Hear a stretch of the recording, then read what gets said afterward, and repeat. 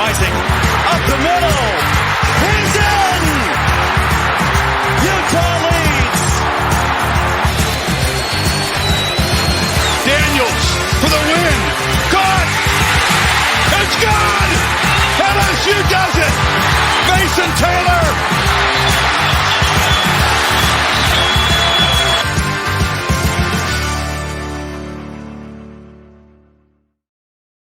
How are you doing today, YouTube? This is another video up here. I am Colin Bashnigal, your host at Bash's CFB show on TikTok. Now, I do want to address something, okay? But first, before I do, make sure you like and subscribe, and please enjoy everything that we're going to produce. And I will also be just saying this right now. I will not be addressing the Northwestern situation in this video. I will briefly talk about it with the Northwestern video that we're going to do down the line. But that being said, I am not going to give you a take on how I think Pat Fitzgerald is as a human being. I will not be giving a take ever on whether or not Northwestern, or at least not in this platform, I'm not going to be giving a take on whether or not Northwestern made the right call or not. Okay, that's not me trying to enable everything that happened. That's also not me trying to call out Pat Fitzgerald in any sort of way. It's neither of them. Now, I want to shout out Nico Sharkey in the comment section because he is a guy who gave me some feedback off of the Florida State video. Clearly a Florida State fan, if you ask me.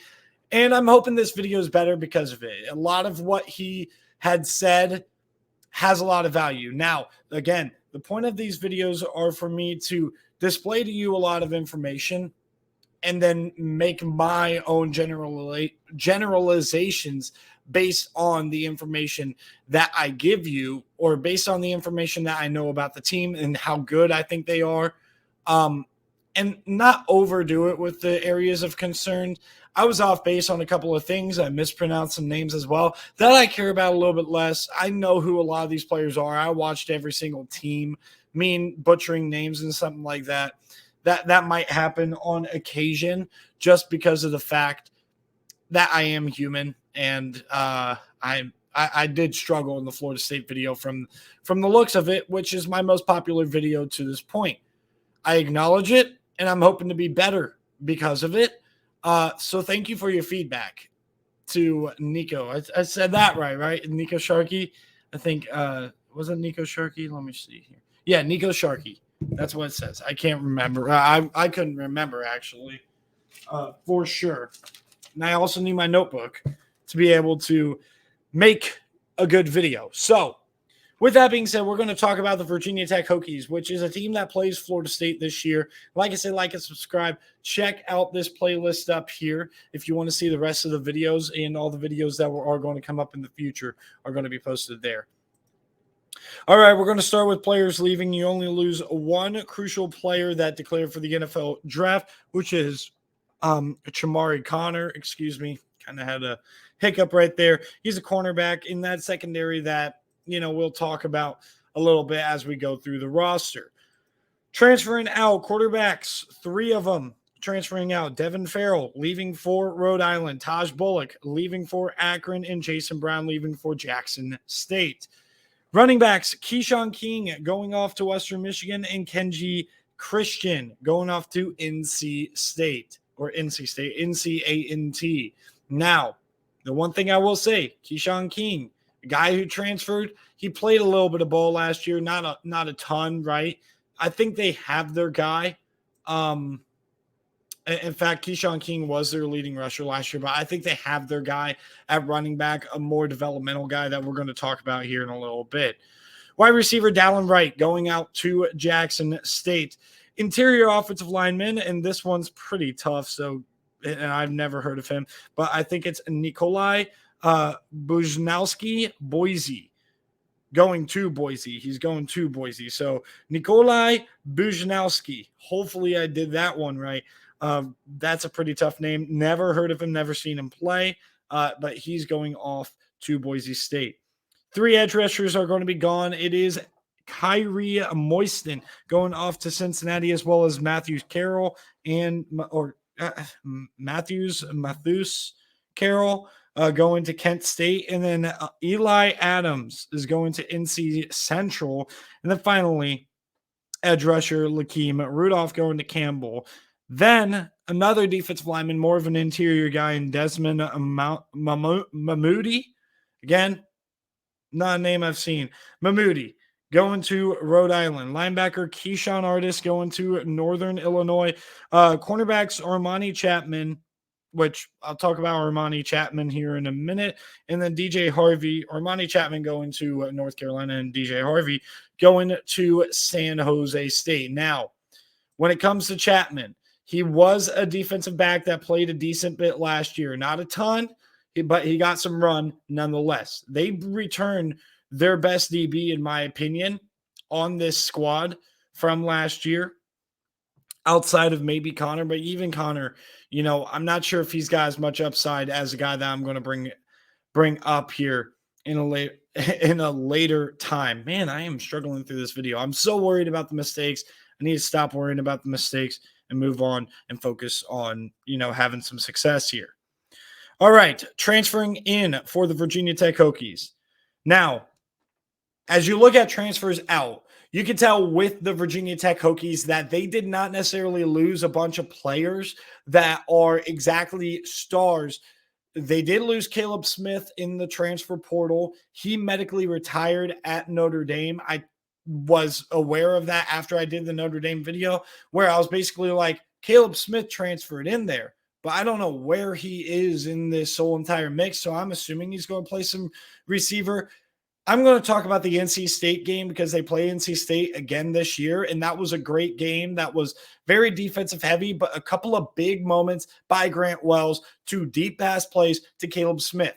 Does the Virginia Tech Hokies have that guy or have those guys that can play? Well, we're going to talk about that in the transfer portal, but first we're going to talk about every other position. I'm going to circle back to wide receiver as we transition over to the roster breakdown.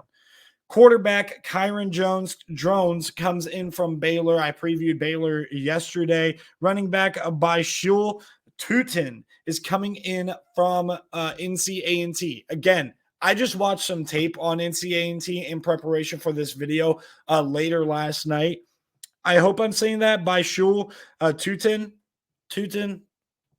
It might be Tutton.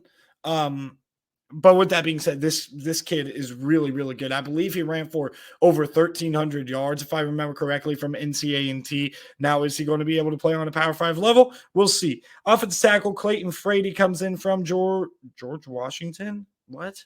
Is that George Washington? I did these notes yesterday. I said GW, so I got to – no, George Washington. That makes no sense. They don't have a football team. I'm stupid.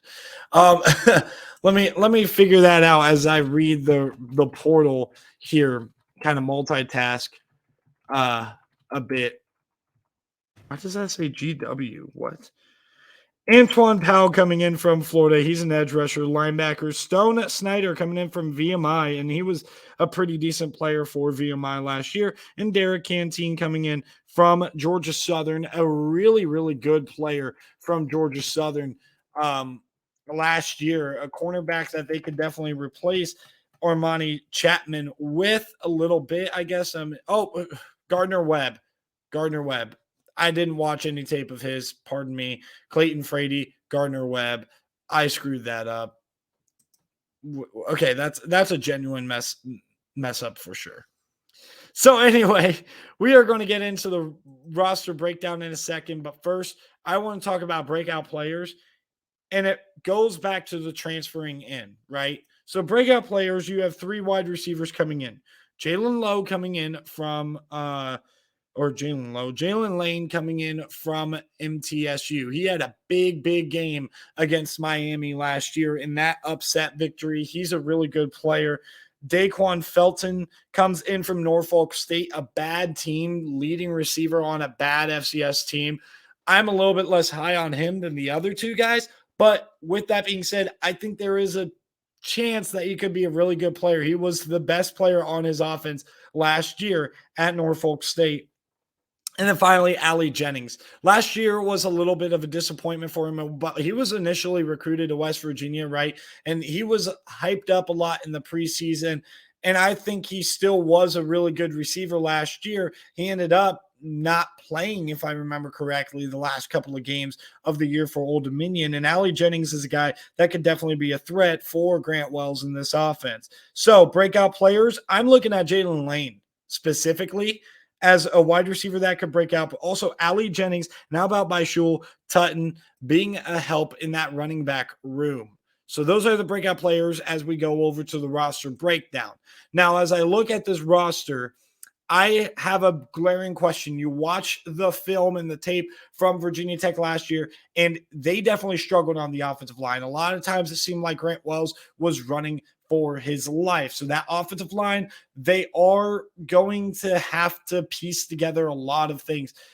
That player that I brought up from Gardner Webb, again, Clayton Frady, he's not expected to start from what I can tell. But with that being said, I'm looking at this offensive line where I am going to be confident is their offensive, their right guard position with Jesse Hansen is a guy that's returning as a starter. He was on the right side last year. He's coming back. Parker Clements at the right side as well at tackle. He's back for another year. And then Caden Moore, who was a guard last year, he's going to be kicking inside. And I think they're related, but I'm not positive that they're brothers. But I'm pretty sure Braylon Moore and Caden Moore are brothers.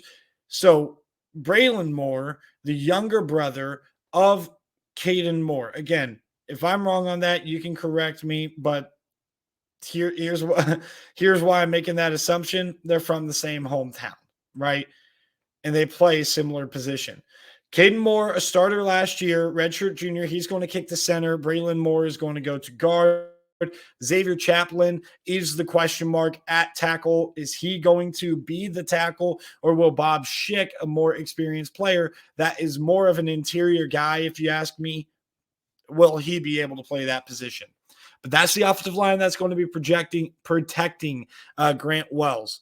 A guy who actually played well when he got the moments, and not great. He wasn't absolutely lighting the world on fire, but he had some moments last year. And this guy is by the name of Malachi Thomas. He's going to be running back one with Byshul Tutton or Tootin being running back two, the transfer from NCA&T. Now, if Malachi Thomas is not as good as we might think he's going to project to be here, then I could expect that Tootin is going to jump him on that depth chart. All three of those transfers that I had mentioned, they are all three projected to be starters on this wide receiver room. And that's a little bit of a concern for me. They're talented altogether, especially Jalen Lane working kind of as a slot guy. I mean, he's only 5'8", but he dominated. If you go back and watch the MTSU versus Miami game, he didn't necessarily have a huge reception gaining game, but he made big plays in that game against the Miami Hurricanes. And then Ali Jennings, we know what he is. He's a true X. He's going to be a really good player. And they needed this stuff too, because I'm not sure that we were really super confident in a guy like Dwayne Lofton, who is back from last year and could develop, but that's a better wide receiver 4 option or even a 3 option than being your best receiver returning from last year's roster. It does also help that Nick Gallo and Daquan Wright are both back, both players who did get a couple or some decent run and had some moments last year. Again, this is relative to what Virginia Tech was last year, which was an absolute disaster, 3-8 in the regular season. That's not very good. On the defensive side of the ball, there is some spots of optimism, but overall, it seems like they lost quite a bit. Now, I really think that a guy that could absolutely take a jump forward is Cole Nelson going into his 3rd year in the program with the development of Brent Key on this defense. I think that Cole Nelson is a guy to watch out for.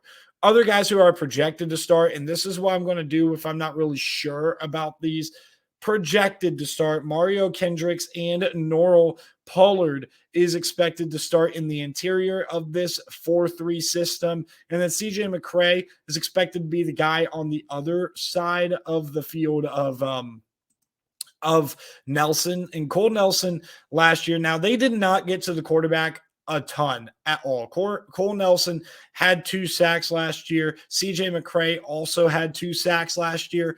This was a team that outside of Garbutt, Taiwan Garbutt, they did not get to the quarterback a ton. He had 6.5 sacks. The rest of the team, nobody was above 2 sacks last year. But a guy who definitely flashed with some athleticism last year that I like is a guy by the name of Alan Tisdale, and then also Jaden McDonald as an inside linebacker, probably going to be able to take a jump as a redshirt sophomore. Keontae Jenkins, a guy who's probably going to play a little bit as well. Again, he was one that, or play a little bit, he's probably going to start as well. He was a guy that definitely racked up tackles. He's athletically gifted, but he didn't necessarily pop out on the page of the games that I watched at Virginia Tech more than Tisdale and McDonald. But then again, that does not mean he's not a better player. That just means that I just did not see him as much. I did not watch coach's film. Unfortunately, I do not have access to that. I wish I did. All right, talking about the secondary, and I'm going to circle back to what I like most. There is a little bit of experience, but yet question. Dorian Strong, a guy that's projected to be one corner on one side. Derek Canteen is a guy coming in that we already talked about from Georgia Southern, who's going to play that slot corner position, and I think he's going to be really good there in that spot. So Derek Canteen, perfect fit, if you ask me, if he's able to play the nickel, and that's going to be based on Dorian Strong being able to fill in nicely. He did not play a ton last year. He was not exactly killing it when it came to pass coverage just because of the fact that he was playing below a guy like Armani Chapman last year. Now, what I also really do like about this team, they do have a really good safety that I'm pretty confident in. I'm pretty confident that you're going to have, and you could say this about both of these guys, but Nazir Peoples is a guy to watch out for. He plays up in the box a little bit more. He comes down, he stops the run. He had a ton of tackles, and he also saved some touchdowns. Now, that's a good thing and a bad thing, because if your safety is one of your top tacklers on the entire team, he was third in tackles on the team, that could mean that you are allowing a lot of big plays, in which Virginia Tech was. But Nazir Peoples was able to stop a lot of them. Jalen Stroman is another guy that it was fourth in the team in tackles. He's definitely not any slouch. I like what they have at safety. But the guy that I'm going to highlight the most, Mansour Delane, is a player that as a freshman played really, really well. And you got to move the standard to freshmen, right? They targeted him a lot last year. They targeted the freshman a ton. And he defended a lot of passes. He was able to get a decent amount of tackles, and he only played in 8 games last year too. Now, at the end of the day, Mansour Delane is a guy that in a second year, assuming that he can stay healthy, and if he's not for whatever reason, correct me in the comments, he was a guy that broke out as a freshman. He could have a big sophomore season at corner. And I think that that's going to help this Virginia Tech team for sure in their growth, is how good the secondary potentially could be. Just quickly highlighting the special team, kickoff specialist is Kyle Lowe. More than likely, John Love looking to kick, be the place kicker, and then Peter Moore as the punter. All right, we are going to get straight into the schedule prediction. Over-under is set at 5.5 wins for Virginia Tech. You might think that's a little bit high. We'll talk about the schedule that the Hokies have right here. And I screwed up. All right. So we are just going to make this shorter, I guess, and quicker, because I did mess up. And I just messed up a ton because I was so focused on trying to make sure my preparation is better. The system is going to be better going forward. I'm taking what you guys had noted in the past a lot more serious. So we're just going to fly through these. I think they beat Old Dominion and get that revenge. Ali Jennings is able to beat his former team. And I think they beat Purdue, who might struggle a little bit offensively, specifically early in the season. Hudson Card might be the quarterback there. We'll see how that plays out. I think they lose at Rutgers, who could be a tricky offensive team and maybe a little bit more stingy on defense than we give them credit for. And I think they lose at Marshall. I would not be surprised if they won at Marshall. I have a lot of questions about Marshall's quarterback position, but I trust in Charles Huff. I trust in that defense, and I trust that they're going to be able to run the ball pretty well. I also have them losing to Pitt, who I think is going to be a good team, not a great team, but a pretty solid team and a tough out right there, especially after losing some confidence in the out of conference. And then right before Florida State, I think they lose to Florida State. No problem there for the Seminoles. But then Wake Forest, I think this is a really tight game, but I do think that Wake Forest offense is going to be able to do just enough to vault themselves over the Virginia Tech Hokies. And again, I'm flying through this because, of course, I messed up the slideshow. I'm giving you a straight prediction, so that's why I'm flying.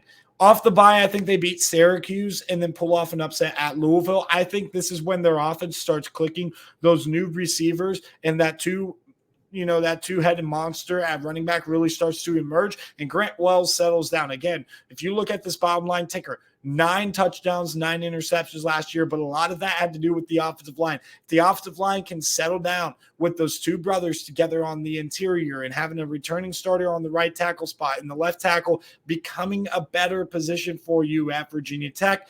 I think that they could potentially pull off this upset against a Louisville team that's going to want to throw the ball around the yard, which plays exactly into Virginia Tech's strengths. Not to mention this is right off the heels of Louisville probably having to play a tough game. Prediction coming for these two teams later against Duke. And then you beat Boston College on the road because I think Boston College is a mess. And then you lose at home against NC State. I could have easily gave you a loss against Louisville and a win against NC State, flipped it around. Keep in mind, this team lost a tough one where they were up 21-3 and choked it away at NC State on a Thursday night last year in mid-November, I want to say, or maybe late October. I can't remember exactly when that game was, but I remember watching it for sure. It was MJ Morris coming in off the bench, taking Jack Chambers' spot essentially, and coming back and vaulting them to victory. That was the game that Grant Wells had some moments. I think they could have some moments, but I do trust this NC State defense, and defense travels, and this isn't on a short week. I think that the Virginia Tech Hokies fall at home against NC State. So this is a little bit backwards, 2 straight road wins, and then a loss at home, and then another road win against Virginia. I do think Virginia is kind of a mess right now. I hate what happened last year. I hate the position that put a coach in Tony Elliott. It doesn't matter how good of a coach you are. You shouldn't be put in that situation. I just don't know if they're going to be able to build back up. And I know they didn't lose like their entire team, for those of you guys saying this in this tragedy, but with that being said, A, that kills the psyche, and B, they were already heading down as it was. I hate talking about Virginia right now because I think they're going to be a really bad team, and it has nothing to do with that tragedy. It really doesn't. I'm trying to remove my emotions from that. So if you count this up, a very up and down season, but I think this is a super front-loaded schedule. Specifically in ACC play, I think the Virginia Tech Hokies are capable of going 6-6, 4-4 in conference. And I'm kind of rooting for it.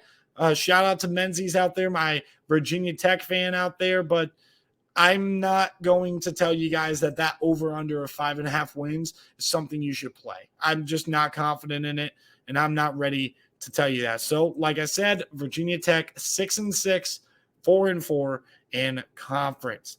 All right. Thank you guys for tuning in. Really appreciate it. Thank you for your patience with me as I try to work through some of the kinks of trying to adjust and trying to become better. I'm hoping the content was better. I'm hoping the information I gave you was a little bit better, a little bit more knowledgeable, and I'm going to work to make sure I keep on doing that. You guys have a great night, and we'll see you guys next time.